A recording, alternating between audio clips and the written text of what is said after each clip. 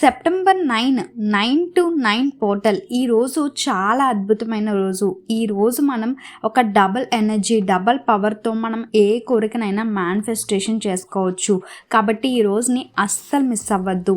ఈరోజు మీరు చేయవలసిన రిచువల్ ఏంటంటే 9 పోర్టల్ అంటే September 9th month 9th date కాబట్టి మార్నింగ్ 9 AM కానీ లేదు నైట్ 9 PM కానీ ఆ టైంలో మీరు ఒక పేపర్ తీసుకొని ఆ పేపర్ మీద మీ కోరికని రాయండి.